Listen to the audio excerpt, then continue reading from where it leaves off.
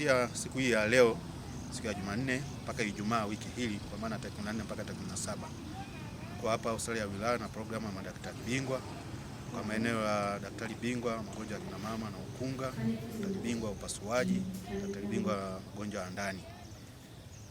Hiyo huduma ipo hapa hospitali ya wilaya ambayo inaendeshwa na ofisi ya mkurugenzi mtendaji wa halmashauri ya wilaya Sia kupitia idara ya afya.